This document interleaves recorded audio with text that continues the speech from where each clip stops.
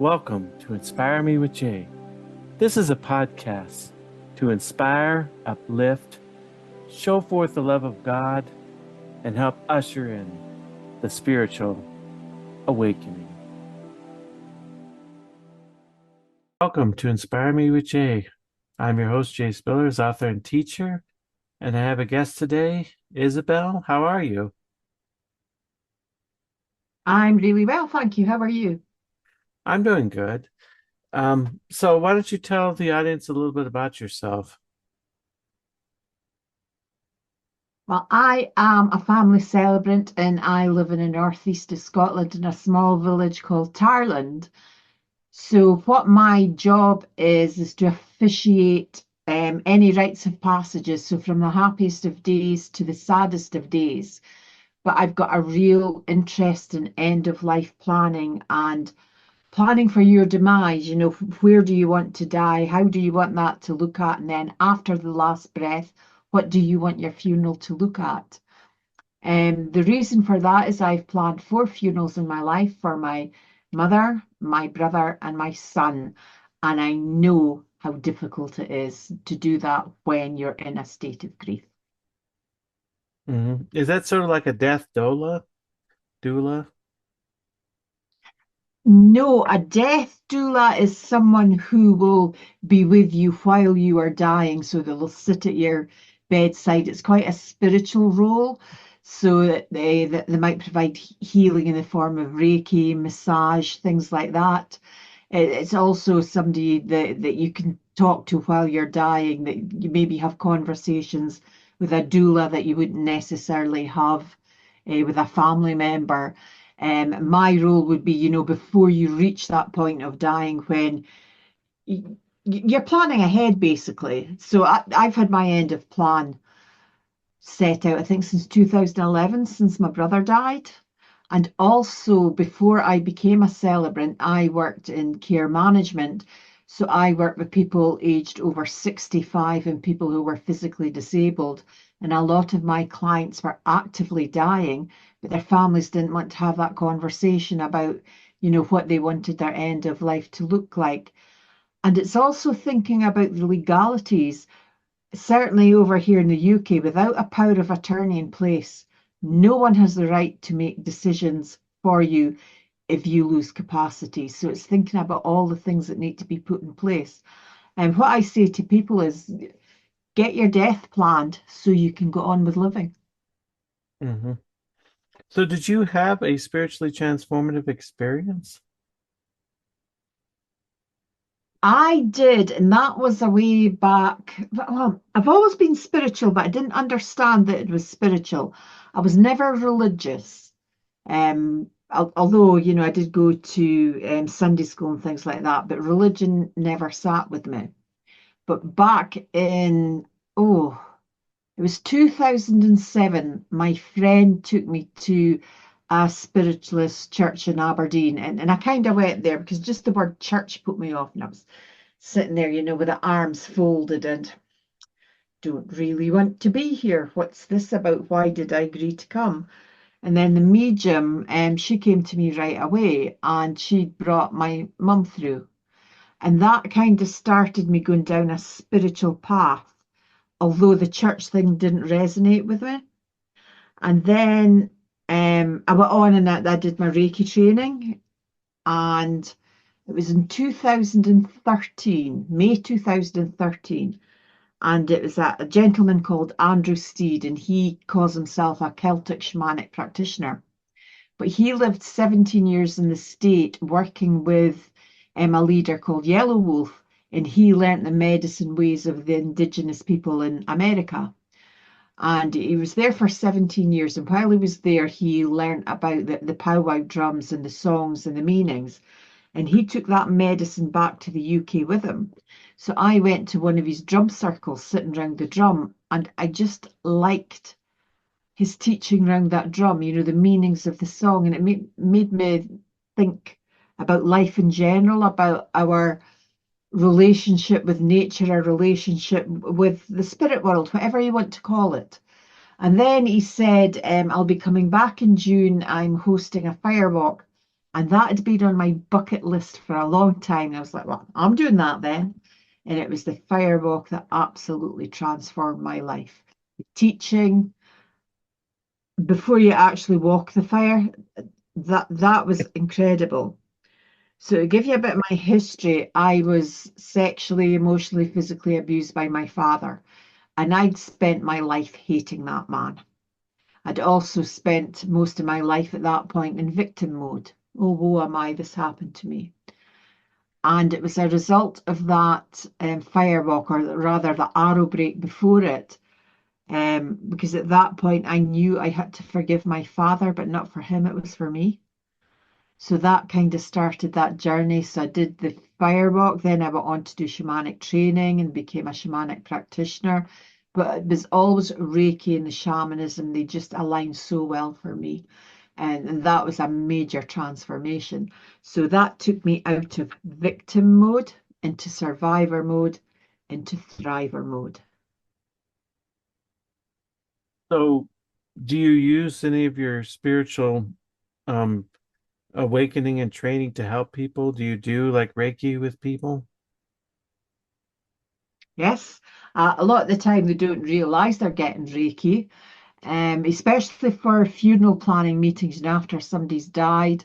Before I go and meet the family, I'll be sending Reiki to them so that we can have, you'll create a nicer way to communicate, because one of the symbols you use in Reiki is for good communication.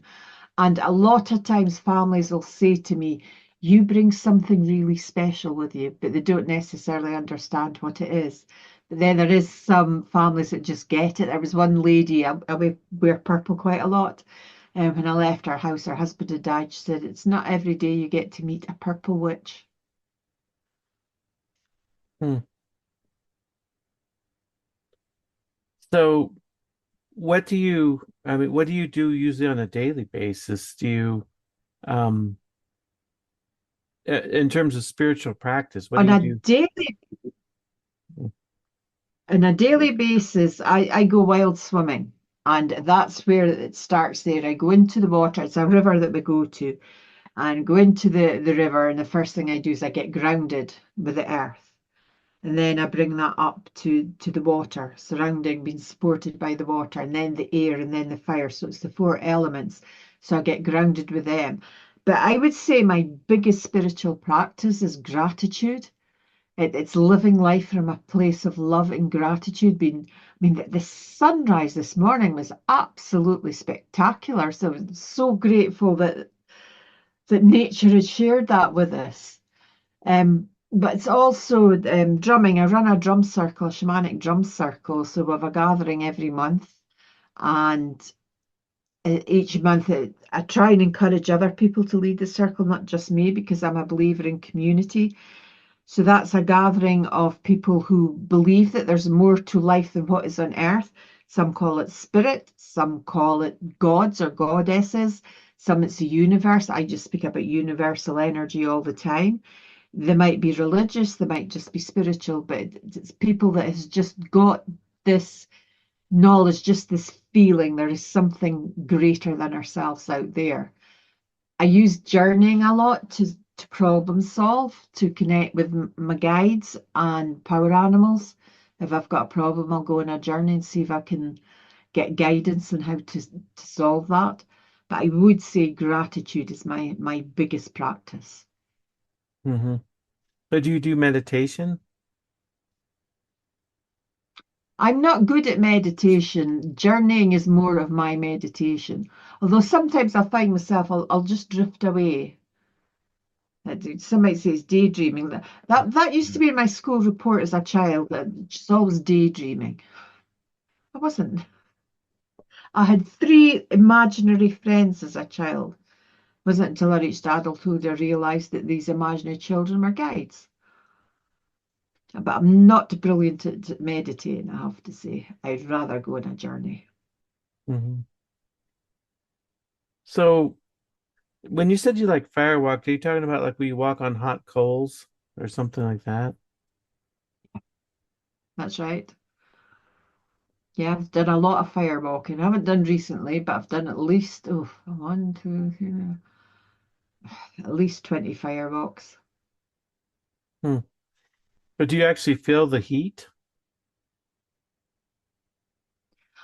Yes, you can. The idea of a firewalk is you get your vibration to be that equal or above the coal so that you don't feel it. But you can burn. The first firewalk I did, I got a burn, but the strange thing was it was gone the next day. It wasn't like, like you burn your hand, you get the blister and it'll go on for days, sometimes weeks. It was gone the next day. They call it being kissed by the fire. And it can be a bit healing if you track where you've been burnt and look at like a map of the foot for reflexology, you'll find that the bit you've been burnt will relate to your meridians. It's Hmm. amazing the way the universe works. Hmm.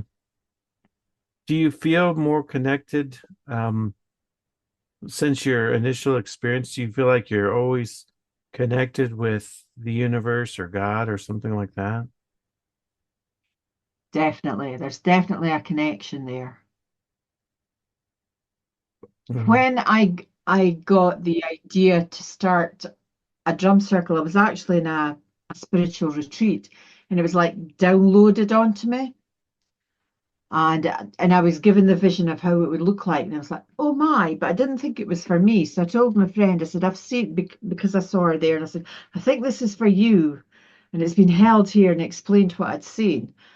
But when we started the circle, we realised that I was showing it because it had to be held. She had a huge house at the time, but it was for me to lead it. But I didn't really know what I was doing. I'd never been to a drum circle for one, and one morning when I was driving to work, I just heard this name and it was Humi, Humi. And I was like, Humi, what's that? Who's that? And it was a woman drummer. And she told me how the drum circle had to work. So the next time we met the following month, and I said, so this has happened and this is how it's going to look. And that's kind of the format we've used. It's always to be 3 rounds of drumming, always. Hmm. I mean, so the drumming sort of puts you in a spiritual state as it's happening. It takes your brain into what you call theta state, so that allows you to go between the worlds.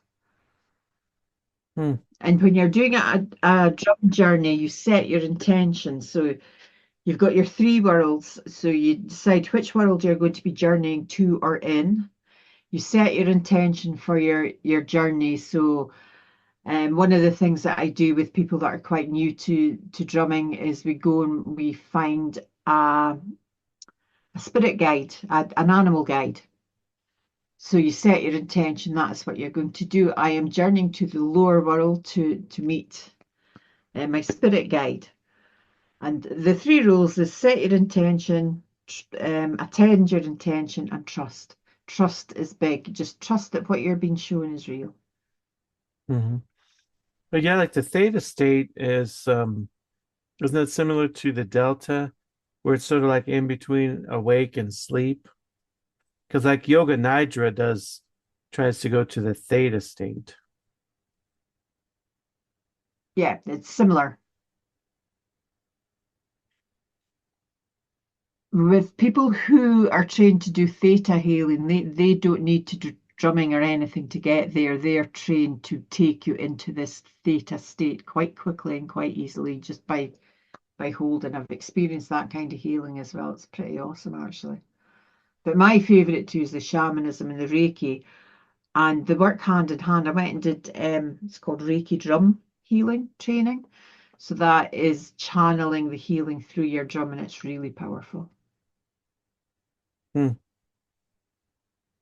Do you know like when you get to theta, like I mean, is there a certain feeling you have and you just know you're there? Yeah. When I first started journeying, it was more difficult and I had to follow, like the guidance you're giving, like finding an entry point and going that. But now I just get there. I can't explain how I get there. I think it's because I'm so experienced. I don't have to do the beginner stages. For me, when I was journeying to the lower world, I was like going down a flume. Now I just say that that's where I'm going, that I want to meet, because you get to know your guides as well. It's like making friends, and I'll just get there. And sometimes I'll go on a journey for no reason other than just to go on the journey. It's not because I've got a problem. It's not because I've got a question. I just want to go venture into another world. Hmm. It's sort of like the Native Americans have a vision quest. I've not done a vision quest. The time I was supposed to do it, the weather was so horrendously bad, it would have been dangerous to do it.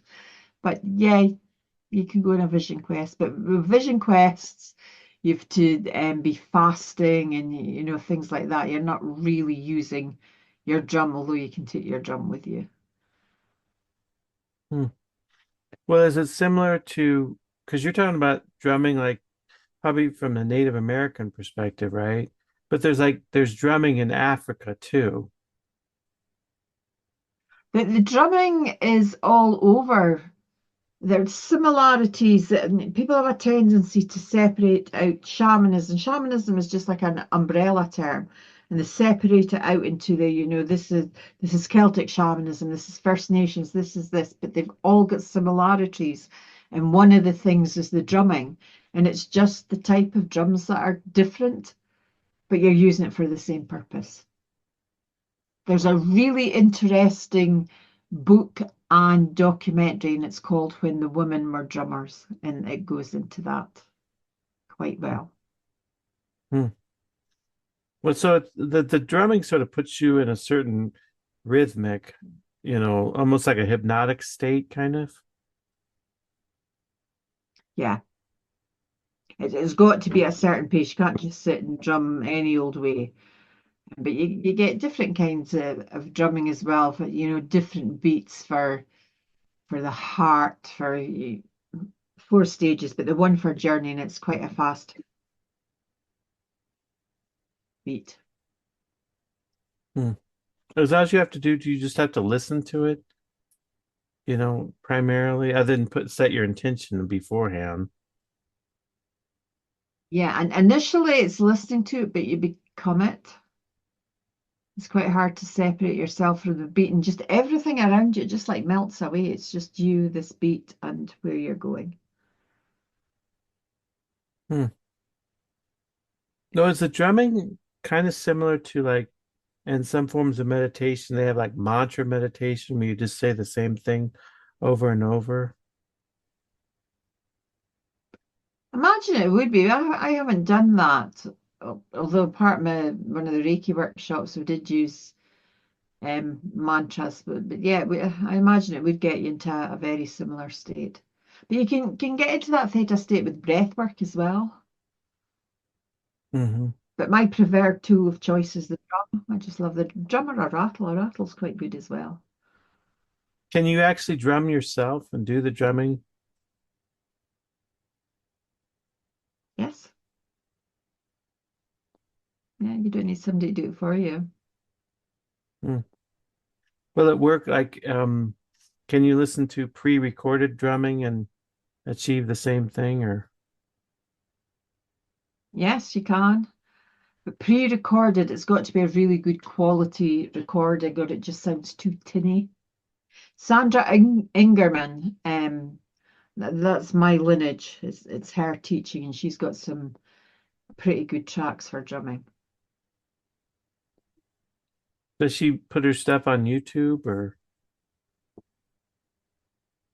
I don't know if she's on YouTube. I found it on Spotify. hmm.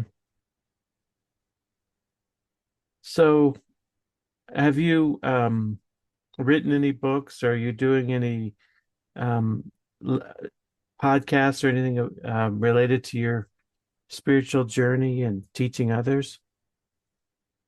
No, I do teaching now and again. I just always say if people need me, they'll find me, but it's more the healing. So I am a shamanic practitioner, and I've got a healing room, so people come for healing, like soul retrieval or extraction, or sometimes they just come because they maybe want to find what their power animal is, and they'll come and book a session with me, and we'll go in power animal retrieving, or it could be cord cutting. But often somebody will come to me and say they want a soul retrieval, but once we start delving into it, spirit guides will say, no, it's not a soul retrieval, it's needed here, it's something else. So I am just the tool. I am just the vessel that spirit used to do the healing. It's not me that provides the healing. Hmm. What is soul retriever? Is that what is that about? So we've all got souls, and when you've experienced something really traumatic, your soul will shatter and the pieces will scatter. Not all of them will come back. So a soul retrieval is where I will journey to receive back the parts of the soul that's gone missing, then I return them to the person. Hmm. I mean, when my son died, my son really suddenly, and I could actually feel my soul shattering. So quite soon after that, I got in touch with a shamanic practitioner friend of mine who's very talented, and we did a soul retrieval. So it kind of connects to like energy healing, like deep spiritual energy healing. It is energy healing. There's so many different forms of energy healing out there, be it Reiki or theta healing or shamanic healing, but it is all energy healing, and not one is better than the other. It is what resonates with you. And for me, it's the shamanism and the Reiki. That's my two go-tos. Hmm. So do you do a lot of healing now? Not so much now because my work is a celebrant. I mean, it feeds my soul. It's a beautiful thing that I do. And I bring a wedding I did last week beside a loch in Scotland when it was raining, and there was a lot of, have you heard of the Scottish midge that bites you to bits? But it was incredibly spiritual. We did a smudging ceremony, we did a old Celtic hand fasting, and did a ring blessing. So the rings were imbued with blessings and energy for the couple, and it was an incredibly spiritual marriage. Beautiful. Do you work with like a lot of funeral directors as a celebrant? Do they kind of point you to people? No, people tend to come to me wanting me to do the ceremony. Funeral directors, I don't know what it's like over in the States, but over here they tend to be the gatekeepers, and they follow very much scripted ways of doing things. And I am not scripted at all. So I meet with the families and find out what their vision is, what it is they want for their loved one. That's why it's so important to have your own funeral plans written down. You don't, in this country, you don't have to have a funeral. The body's got to be disposed of, but you don't have to have a funeral. It can be a direct cremation or direct burial. Hmm. But funerals is where my heart lies just because of my experience, and death doesn't scare me. Did you ever want to delve into like being a death doula? I did a introductory workshop for it, but it wasn't that interested me. It was the planning from the practical side of things, just with my work in care management. But it's supporting people who are bereaved. We're really rubbish in the Western world at speaking about death. We're really rubbish at supporting people. When my son died, my friends were noticeable by their absent because, and it's always the same thing. I don't know what to say. We'll just say that. It's okay. You don't have to, and people go into fix mode. They treat somebody who's been bereaved as if they've got an illness and they want to heal them, to fix them. Grief. So it's 5 years past September since my son died. I'm still grieving. I'll grieve his loss until the day I die. You just learn to live with it. You incorporate that loss into your life.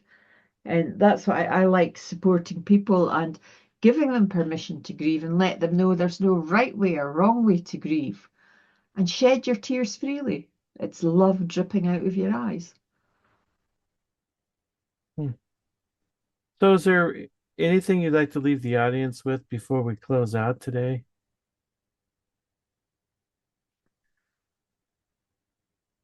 I always say to people, go with your gut. Your gut is your second brain. It's called your limbic brain, and it sorts out things that the universe is telling you.